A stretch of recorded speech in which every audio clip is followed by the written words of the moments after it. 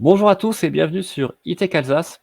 Alors, j'ai le plaisir aujourd'hui de vous présenter, d'avoir un entretien avec un responsable de GreenMot que je vais vous présenter tout de suite.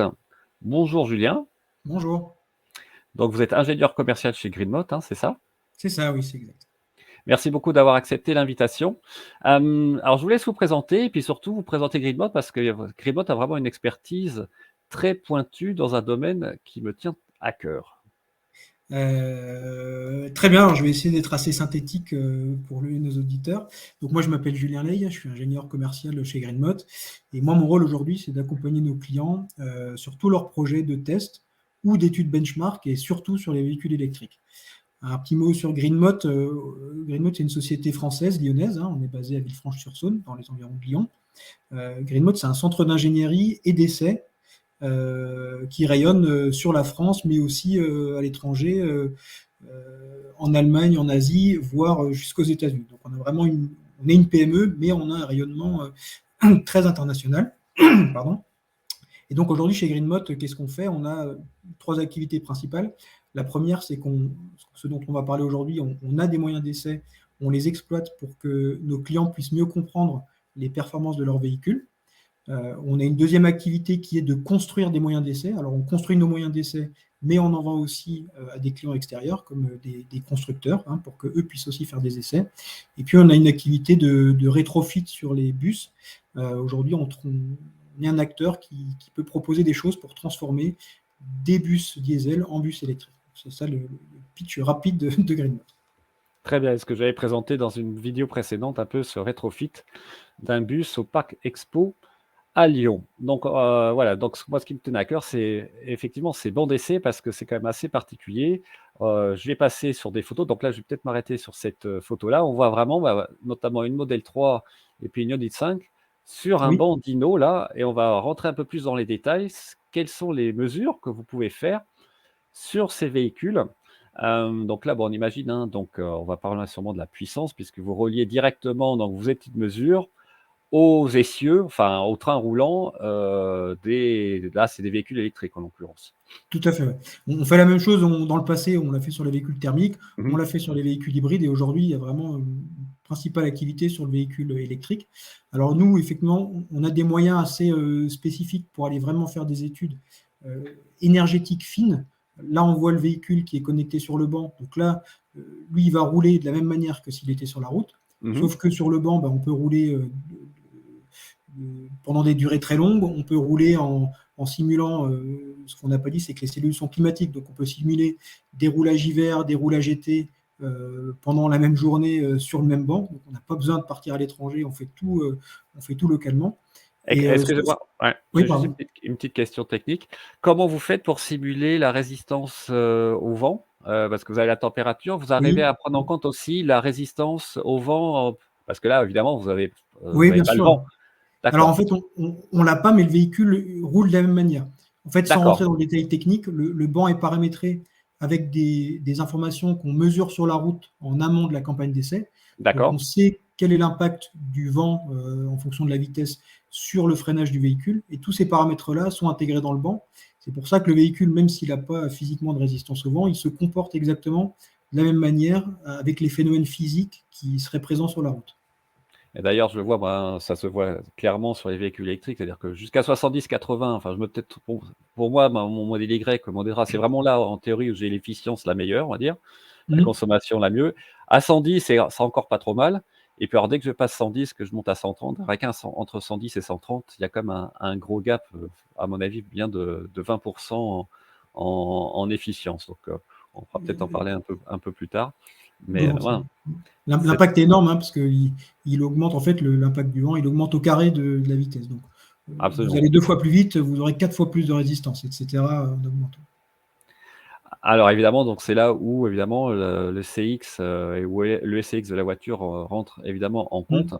Donc là, je vais passer à une autre photo qui est vraiment très intéressante, c'est, toute votre expertise au niveau de voilà, des moteurs. Qu'est-ce que vous mesurez et comment vous reliez aussi, ben, vos appareils de mesure? Par exemple, là, c'est un moteur électrique d'une Model 3, hein, c'est ça? Une Tesla Model 3, oui.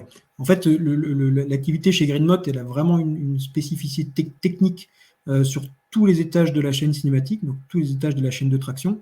Nous, aujourd'hui, avec nos clients qui sont principalement des constructeurs et des équipementiers, donc les gens qui fabriquent les voitures ou qui fabriquent les moteurs, ils cherchent à savoir quelle est l'efficience de leurs composants. Donc, quand on fait un roulage sur route avec un véhicule complet, on peut savoir au global combien il a consommé. Mais nous, on va chercher à regarder qu'est-ce qui a été consommé par l'inverteur, qu'est-ce qui a été consommé par le moteur, qu'est-ce qui a été consommé par la boîte de vitesse ou le réducteur, et qu'est-ce qui a été perdu dans tous les frottements, déroulements entre la batterie et la roue. Waouh! Donc là, on voit que c'est vraiment très technique. Donc vous arrivez à définir la différence de perte entre, on va dire le stator, enfin le rotor stator, l'inverteur, le réducteur. C'est quand même, assez remarquable, parce que tout est ensemble en fait. Donc Tout est ensemble, ouais. C'est là où je parlais de GreenMot en société d'essai, mais aussi d'ingénierie, parce que là, on voit à l'écran un moteur, enfin un groupe motopropulseur de Tesla Model 3. C'est hyper optimisé, c'est hyper compact. Par ouais, contre, nous, notre valeur ajoutée, c'est de savoir faire les modifications mécaniques et électriques pour aller placer les mesures là où on veut les placer. d'accord. Et Alors après, bien sans évidemment, pardon, je suis désolé, je vous coupe, mais allez-y, allez-y.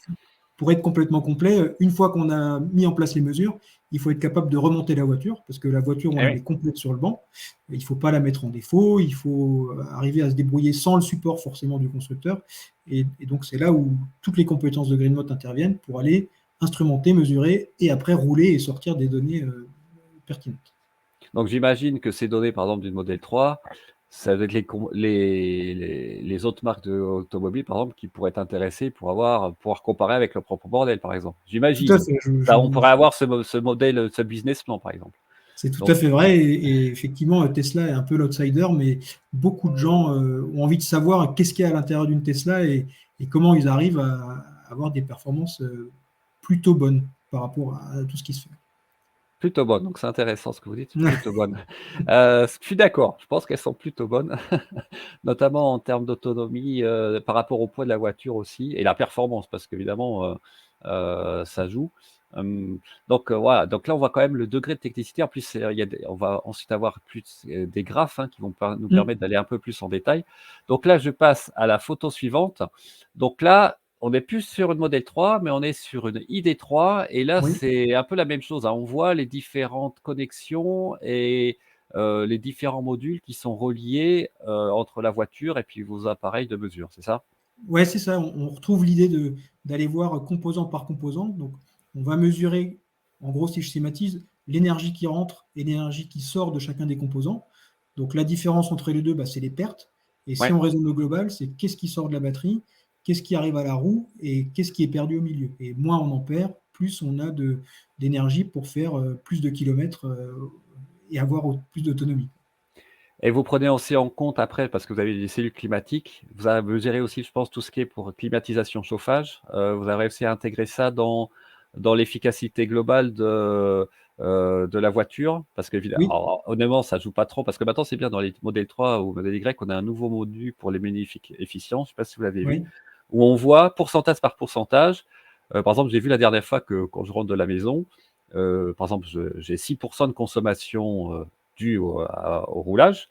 Et puis la climatisation, ça va être, je sais pas, 0,2% sur 5%. Donc ça me donne oui. déjà une petite idée du pourcentage de la clim ou du chauffage, par rapport au roulage et c'est plutôt intéressant aussi parce que C'est tout à fait pertinent et c'est très vrai sur les véhicules électriques parce que ça peut être assez limité comme impact, mais ça peut être très important aussi parce que le chauffage consomme l'énergie de la batterie, donc le chauffage consomme ce qui ne pourrait pas être disponible pour la traction. Le chauffage coûte cher en termes énergétiques et aujourd'hui l'impact est non négligeable sur les optimisations du chauffage et de la climatisation. Alors c'est beaucoup plus vrai pour le chauffage parce que mmh, si on mmh. compare avant sur un véhicule thermique, on avait une chaudière qui faisait de la chaleur gratuitement et en hiver récupérer du chauffage dans l'habitacle, ça coûtait pas cher. Aujourd'hui, ça coûte très cher et ça fait partie des stratégies des gens, des constructeurs, d'optimiser la partie chauffage pour ne pas trop impacter la partie autonomie. Mmh. Et ça, Ah bah, ça fait partie des études chez Greenmot, la partie thermal management, la gestion thermique, fait partie intégrante de l'analyse énergétique. Donc ça, oui, c'est très important. Alors, par exemple, je peux donner un cas, une expérience personnelle. Quand j'étais rentré d'Italie une fois pour rentrer donc en Alsace, et j'étais passé donc en Italie, il faisait 40 degrés. Et je suis resté 1 heure coincé sous un tunnel à 40 degrés avec mon modèle Y. Et 1 heure, ça commence à faire, hein, voire même un peu plus. Et j'ai pu voir là vraiment la consommation de la clim, parce qu'à 40 degrés, j'ai gardé la clim. Et j'ai quand même perdu, alors ça paraît beaucoup, mais en fait, c'est pas tant que ça. J'ai perdu, je crois à peu près 10% d'autonomie, 10% de batterie, mais sur plus d'1 heure, hein, beaucoup plus Mmh. qu'une heure.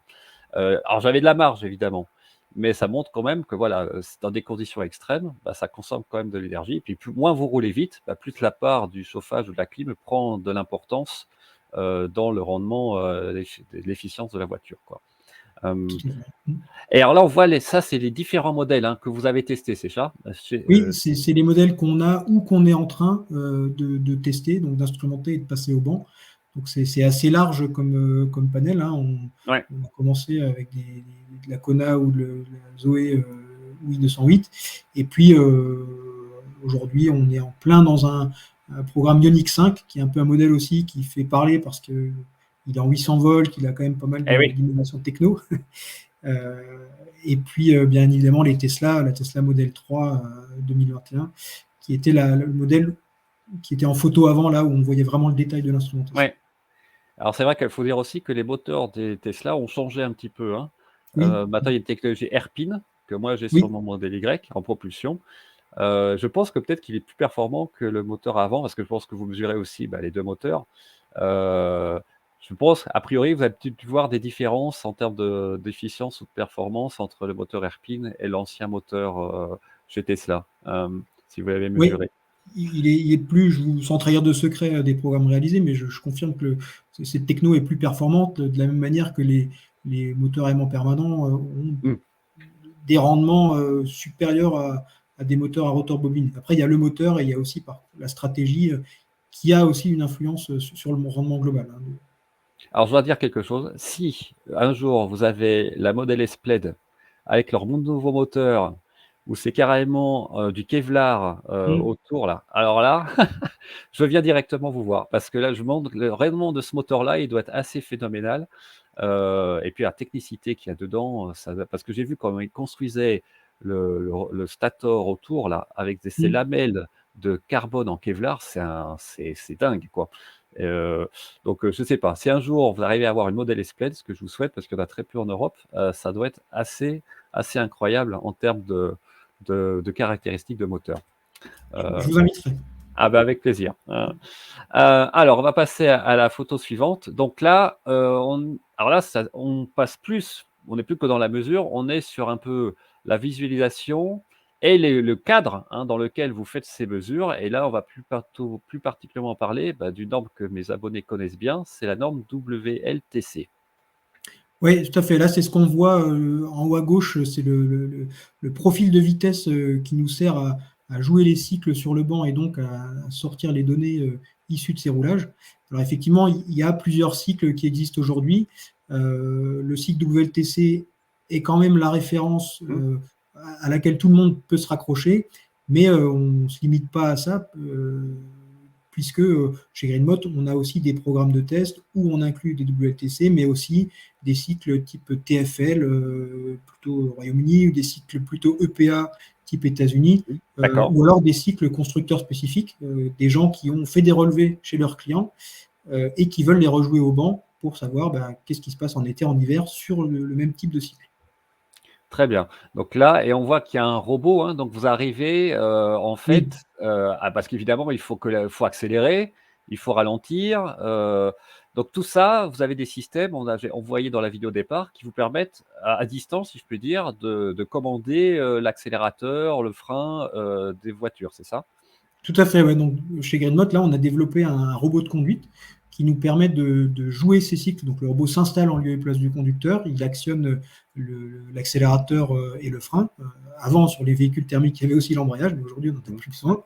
Et donc, ça nous permet de rouler de manière très précise et très répétable les cycles. Euh, on a Vous aussi allumez, hein? Ouais, vous éliminez le biais humain, on va dire, c'est c'est ça, ouais, exactement toujours le même protocole, quoi qu'il arrive, quoi. absolument, ouais. Voilà, très Et puis rouler impressionnant. des cycles toute la journée, c'est pas marrant non plus pour la personne qui les roule. Donc ça permet aussi d'enlever cette partie. Vaut mieux avoir Ouais. un technicien qui pilote le robot et tous les paramètres dans la cellule plutôt qu'il passe des heures derrière un volant à regarder un écran et à faire des choses très répétitives. Ouais, j'imagine. Puis j'imagine aussi si vous testez le chauffage et que vous mettez, 35 degrés dans la Oui, voiture, le il vaut robot se mieux plaint pas. ou alors, oui, ce serait là, c'est une sacrée épreuve physique. Alors, peut-être qu'on peut préciser juste, si possible au niveau de la norme WLTC, quelle est la part, un peu plus ville, route par rapport à la partie autoroute? Est-ce que globalement, est-ce que ça représente plus ou moins l'usage qu'un conducteur a de son véhicule électrique? Ou est-ce que c'est quand même un peu biaisé par rapport à l'usage courant de la voiture électrique? C'est discutable parce que même s'il y a une norme, enfin un split entre l'autoroute, la route et l'interurbain, je suis désolé, j'ai pas les valeurs exactes en tête, mais on pourra les rajouter en post-prod Ouais, mais je pense que pour le ça doit préciser. être, c'est au moins Mais 40 ou 50 ville, route, au minimum. Je pense que c'est plus que ça ouais, même. la partie autoroute de tête, elle est un peu plus réduite par rapport aux Ouais, deux autres. Après, c'est un cycle qui a été défini pour couvrir à peu près un usage standard, cependant, ou à peu près tous les usages. Mais le problème, c'est que il y a des gens qui ont des usages très spécifiques voilà. avec les véhicules. Il y a des gens qui vont faire que de la ville. Donc c'est là où Mmh. la limite du cycle qui couvre un peu tout peut arriver. Ce Bah, serait d'ailleurs, peut-être mais ouais, pertinent. les C'est abonnés le savent bien, c'est que par exemple, mon modèle Y a une autonomie, on va dire, à WLTP de 530, mais dans l'usage de tous les jours, je suis pas à 530. C'est-à-dire qu'il faudrait que je ouais. roule à 70, tout le temps, en ligne sans ralentir ou sans accélérer. Alors, c'est quand même moins. Donc, par exemple, à 110, ça va être 400 kilomètres et puis évidemment, si je fais que de l'autoroute, je vais avoir plutôt 300 effectifs.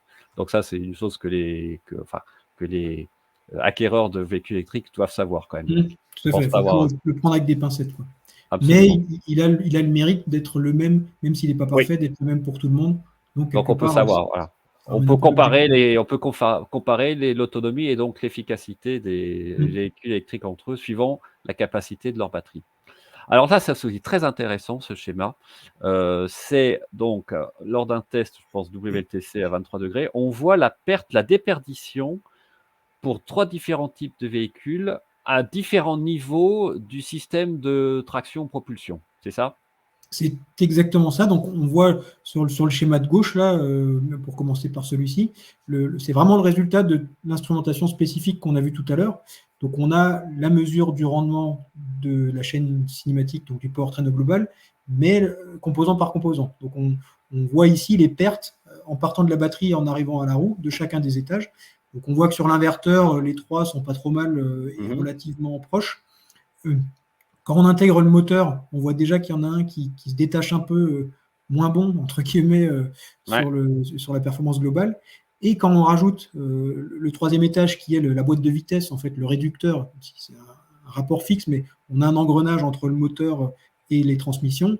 Et puis on a les roulements de roues qui sont aussi un générateur potentiel de perte. Donc là, on voit vraiment qu'à chacun des étages, il y en a un qui se détache des deux autres en mauvaise performance et ouais. qui a des pertes beaucoup plus élevées et donc une autonomie potentielle plus faible que les autres véhicules. Et on voit vraiment d'où peut venir cette perte d'autonomie, cette perte d'efficacité. Et nous, ça permet à nos clients de travailler sur ces points faibles Ah identifiés. oui. Là, c'est vraiment très impressionnant et puis surtout la perte, je ne pensais pas que c'était autant puisqu'on voit que même pour le meilleur, on est, entre 85 et 90. Donc c'est-à-dire Mmh. on perd minimum pas loin de 15 de la batterie, Oui. sans compter, enfin rien qu'avec le système de traction propulsion, Mmh. sans compter le chauffage, sans compter la résistance au vent, et cetera. Là, c'est juste la pro enfin, le dé déplacer la voiture physiquement, quoi. Voilà, ouais. Moi, De c'est, l'énergie purement perdue entre la batterie et la roue. ouais, donc ça, on voit quand même la différence. Plus on roule longtemps, bah, ça fait une sacrée différence à la Mmh. fin. Heu, alors ouais, alors je sais pas trop comment on peut optimiser ça au niveau des roulements. Alors est-ce qu'il y a peut-être des meilleurs roulements, la lubrification au niveau parce qu'il y a par exemple ce que je me suis rendu compte, c'est que sur mon modèle Y, modèle 3, il y a des filtres à huile. Hmm. au niveau des moteurs. Je pense que c'est au niveau de l'inverteur ou je ne sais pas exactement où c'est. Mais il y a de l'huile, il y a des filtres à huile. Alors ça doit durer la durée de vie de la voiture, mais il y a quand même des systèmes, forcément des systèmes de lubrification des engrenages, quoi. Ouais, il y a plus de moteur thermique, mais il y a quand même des engrenages, donc de la lubrification. Il y a toujours une direction assistée qui consomme de l'énergie. Il y a toujours des pertes physiques parce que on est dans un monde physique, dans les roulements, dans les réducteurs, et même pour aller jusqu'aux pertes du pneu sur la route. Hein. Oui, Donc, il y a- absolument. Et je ne sais pas si et vous avez par contre, oui, testé. pour répondre à votre Ouais, point, il peut y avoir des choix techniques qui sont faits pour optimiser ses rendements et ses pertes, mais il y a aussi des choix techniques hardware, il y a aussi des choix software. Le d'accord. pilotage et la manière dont sont pilotés les inverteurs, les boucles de chauffage et de climatisation, ils ont un impact extrêmement important sur la performance globale. D'accord. Donc on peut piloter l'inverteur. Oui, j'ai Bah appris oui, quelque c'est chose. la manière dont il va contrôler le moteur. Si le logiciel n'est pas optimisé, je fais un gros résumé, eh ben, il aura beaucoup de pertes, il n'exploitera pas les performances des composants physiques qu'il y a derrière. D'ailleurs, c'est peut-être sur ça que Tesla avait réussi à augmenter quand Oui, j'avais eu ma Model 3 au début, au 2019. J'avais une mise à jour, j'avais gagné 20 ou 25 km d'autonomie par mise à jour. Donc, je suppose c'est que c'est exactement ça. C'est uniquement de la stratégie de pilotage et de l'optimisation. très bien. Donc, très intéressant. Alors, j'ai passé à la photo qui suit. C'est là peut-être qu'on peut la passer. Et là, c'est peut-être pour résumer les différents bancs que vous avez, hein, parce que vous ne mesurez pas que sur des véhicules électriques. Vous avez aussi des bancs pour des véhicules beaucoup plus lourds, c'est ça, y compris des camions. Tout à fait. Ouais. Alors là, on a parlé beaucoup de véhicules légers, Ouais. voitures de monsieur et madame tout le monde, mais nous, on travaille avec des véhicules beaucoup plus gros aussi. On peut penser à des bus, on peut penser à des camions. Il y a Ouais, de l'électrification qui arrive très fort aussi. Il y a beaucoup de gens qui travaillent sur les camions électriques, voire ouais, demain des camions hydrogène à ouais. pile à combustible. Et puis donc là, ça résume un peu la gamme que peut proposer GreenMot. Hein. On peut passer d'une Zoé sur notre banc jusqu'à un 38 tonnes qui a une puissance beaucoup plus élevée, mais on saura faire exactement le même type de programme avec le même type d'instrumentation qu'on a vu pendant tout l'entretien. Alors ça, c'est intéressant parce que, pour un camion quand même, pour aller chercher, mettre, l'essieu, sur le dyno, ça doit quand même être du travail. Et puis vous avez vu que là, le Tesla vient de sortir son Semi, hein, avec 800 Oui, tout à kilomètres fait. d'autonomie. Donc ça pourrait être assez intéressant quand ça viendra en Europe. J'espère que vous pourrez le tester, heu, parce que je me demande quel est le type de moteur électrique qu'on met sur un Semi comme ça. Je suis pas convaincu que ça soit, quoique c'est peut-être les mêmes que sur une Model 3, mais j'ai un doute quand même. Pour se déplacer 36 tonnes, ça doit être assez impressionnant. Mais on voit aussi l'avantage électrique là, parce qu'avec le couple instantané, Oui, oui. pour des poids déplacés comme ça doit vraiment être, vraiment très agréable à conduire. Donc vraiment, on voit tous les différents types de véhicules dont vous pouvez vous occuper. Alors vos clients justement, si on peut juste parler de ça, parce que vous êtes quand même aussi, vous êtes au niveau commercial. Hmm. Quel type de clients vous avez? Je pense qu'il y a les constructeurs, on va dire, j'imagine. Il y a d'autres types de clients que vous avez pour, faire ces tests? Alors, on n'a pas parlé du climatique, donc vous pouvez faire la même chose pour le chauffage, ou le froid. Mais globalement, voilà, quel est votre, voilà, avec qui vous travaillez? On le fait même, remarque sur le climatique, on le fait même en parallèle de ce qu'on a dit sur le powertrain. Hein. Parce que Oui, le powertrain, pareil, à moins 20 degrés ou à plus 40 degrés, oui, il c'est pas n'aura la même pas chose. les mêmes performances non plus. Donc le climatique et le powertrain, c'est presque indissociable, surtout sur le véhicule électrique. Et après, pour parler des clients, oui, nos plus gros clients, c'est les constructeurs, les OEM, que ce soit des constructeurs en France, mais comme je disais avant, euh, on travaille aussi pas mal avec l'Asie ou l'Europe au sens large. Les équipementiers, parce que les constructeurs, ils D'accord. intègrent des moteurs qui ne sont pas toujours de leur fabrication, mais par contre, ces gens-là, ils s'intéressent aussi aux moteurs qui équipent différents véhicules sur le marché, donc les constructeurs, les équipementiers. Et puis on travaille aussi avec des organismes, on pourrait qualifier d'étatiques, enfin, je ne sais pas si c'est semi-étatiques, des Mmh. gens comme l'ADEME par exemple, ou D'accord. l'EPA qu'on a cité tout à l'heure, c'est aussi des gens qui sont demandeurs des données que GreenNote pourrait produire. Et j'avais vu dans la vidéo aussi, alors parce qu'il faut toute une expertise derrière pour développer ces bancs, pour les certifier. Ça doit être quand même, c'est quand même très technique là, parce que pour s'assurer que les mesures soient valides, Mmh. il y a tout un travail derrière, je suppose. Donc il y a tout un service, j'espère et enfin j'imagine et non seulement qui peut faire l'analyse des données, mais aussi faut aussi mettre en place le système de mesure et Oui, puis c'est les ça, il y a développer. un service de métrologie, D'accord? très développé chez Greenmot. Donc ça, c'est les gens qui s'occupent, de faire le suivi, des capteurs qu'on va mettre en place. Parce qu'effectivement, il y a la mesure qu'on produit, mais nous, on doit être capable de montrer que, bah, le capteur qu'on a utilisé, il a été, correctement maintenu, il a été étalonné par rapport à des valeurs, officielles de référence et que donc les données qu'on produit, bah, elles sont objectives et non attaquables sur la qualité des livrables. Très bien, oui. Donc, écoutez, c'est vraiment très très intéressant. Donc on va pas vraiment rentrer dans le dans les secrets, mais quand on regarde les véhicules électriques, il y a des véhicules électriques, on va dire vous voyez vraiment une grosse disparité entre les différents constructeurs, on va dire, en termes d'efficacité? Ou est-ce que c'est plutôt resserré, entre, je sais pas moi, Tesla et puis Volkswagen ou, Porsche, je sais pas ce que vous avez fait, mais parce que c'est vrai que c'est le nerf de la guerre. En électrique, on voit vraiment que l'efficacité énergétique, c'est vraiment le point essentiel, hein, pour l'autonomie. Absolument, et il y a des différences, D'accord? et il y a, comme on disait avant, il y a des différences à différents niveaux. C'est-à-dire qu'il y a des gens, heu, sans citer de constructeurs, mais des gens, plutôt du côté de l'Allemagne, qui vont, avoir une culture de la qualité des pièces, physiques, mécaniques, D'accord. donc qui en vont avoir des très bons rendements sur, un réducteur, par exemple.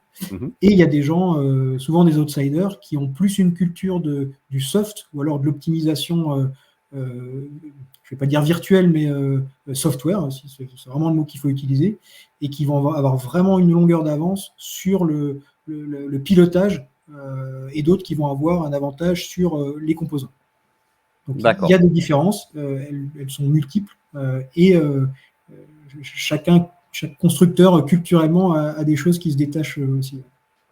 Oui, j'ai entendu parler un peu, ouais, il y a longtemps que, par exemple, pas qu'au niveau d'efficacité, mais au niveau de la qualité de construction et cetera, Tesla était pas forcément au niveau, des Allemands. Quoique maintenant, c'est quand même mieux. Moi, je vois mon Ils modèle évoluent, hein, Y, ils évoluent. voilà, bon et qui vient de Shanghai, franchement, le niveau d'ajustement des pièces, on va dire, c'est quand même pas mal, même s'il y a encore des petits soucis à droite, à gauche. Vous avez parlé de l'Asie, comment vous voyez du côté parce qu'il y a beaucoup, évidemment, on parle, le 1er marché électrique, hein, il est pas en Europe, il est pas aux États-Unis, je pense que c'est plutôt la Chine. Heu, Est-ce que vous commencez à avoir des tests qui viennent de véhicules chinois? Parce que ça y est, MG, par exemple, arrive en Mmh. France et BYD, enfin, il y en a plein qui vont arriver. C'est quelque chose que, à mon avis, vous faites attention également, je pense? Oui, tout à fait, et surtout nos clients, ils font attention puisque c'est quand même nos clients qui sont un peu, aux abois sur ces modèles asiatiques qui arriveraient. Donc vous avez cité MG, oui, c'est un des modèles, que les gens regardent parce qu'il est maintenant disponible, sur le marché. Il y a BYD qui fait beaucoup Mmh, parler de lui, et qui ont des performances, pas du tout mauvaises. d'accord. Heu, Après, il y a toujours des questions sur les matériaux utilisés, l'aspect purement mécanique. Vous parliez des débuts de Tesla, donc ce que vous avez dit, c'était très vrai au début, mais Tesla a beaucoup évolué aussi sur l'ingénierie mécanique. Heu, Ça fait partie des questions, sur les véhicules asiatiques. Mais oui, les gens regardent de très près, et de manière, très très insistante, les modèles qui arrivent, notamment la MG4. Très bien. Donc, bah, ouais, hein, on voit quoi quel marché, que le niveau de compétitivité de ce marché qui est très élevé et Mmh. puis surtout au niveau du prix, c'est sûr que, les Chinois font très fort, quoi. Donc on va voir comment ça va se passer. J'ai vu Mmh. d'ailleurs que Renault avait augmenté, probablement dû à l'augmentation des coûts des matières premières, vient juste d'augmenter le prix des Twingo et des Mégane, là. Il y a juste quelques jours de plusieurs enfin, voire 1 500 voire 2 000 €, Ah c'est oui. pas rien. Donc, voilà, la guerre est lancée, on va dire, et puis j'espère que, ben, l'Europe va pouvoir se défendre, correctement avec aussi les batteries, on n'en a pas parlé. Donc les Mmh. batteries, c'est pas quelque chose que quelque chose vous intéressez aussi? Parce que là, c'est quand même quelque chose de différent, Ça, on va pas l'efficience des s'intéresser. mmh, On s'intéressera pas à la chimie de la batterie, mais on s'intéressera, on parlait de la gestion thermique, à l'analyse du pilotage ou de la gestion de la batterie parce que, quand on fait qu'on simule des campagnes hiver et qu'on veut faire des charges rapides, on fait toute l'analyse de comment la batterie va se réchauffer avant d'accepter la charge, ou alors au contraire, quand il fait très Ah oui, chaud, comment le véhicule va réussir à refroidir sa batterie pour ne pas dégrader les performances. Ça fait partie intégrante sur la partie thermique et performance. très bien. Donc c'est utile à préciser aussi parce qu'évidemment, ça a une importance très importante. C'est très important la gestion de la température de la batterie. Moi, je le vois aussi parce que j'ai un système que vous connaissez peut-être qui s'appelle Scanma Tesla, qui est très connu. On met Oui. un module OBD Bluetooth sur sa Tesla et on a accès à plein de données. Donc je suis un mini GreenMod dans ma voiture. Je peux regarder, mais vraiment, on voit tous les paramètres de la batterie avec les cellules, les différences de voltage entre millivolts entre les cellules. Et puis surtout, on voit la température et je vois comment est gérée la température Oui. avant d'arriver à un superchargeur avec le système octovalve qui répartit la chaleur entre la batterie, l'habitacle. Donc, c'est vraiment très intéressant. Mais écoutez, je pense qu'on a fait le tour de la question. C'était vraiment passionnant. Donc, on voit voilà, le niveau de technicité et de GreenMod dans ce secteur avec un système d'analyse des différents paramètres très pointu. J'en profite pour dire que si un jour j'ai l'opportunité de venir vous voir, je viendrai avec plaisir. Ok, j'ai bien voir, vu. voir comment ça se passe d'un point de vue réel, hein, pratique, comme je vais probablement aller chez DBT qui fabrique des bornes à charge rapide au nord de Paris, enfin Hauts-de-Seine, si je me souviens bien. Et voilà, je pense que j'espère que ça aura intéressé mes abonnés, j'en suis sûr. Je vous remercie encore beaucoup pour votre participation. Je ne sais pas si vous avez un message à faire passer à la fin pour votre entreprise ou si voilà, s'il y a des choses qui vous tiennent à cœur pour 2023 dont vous voulez faire partager mes abonnés.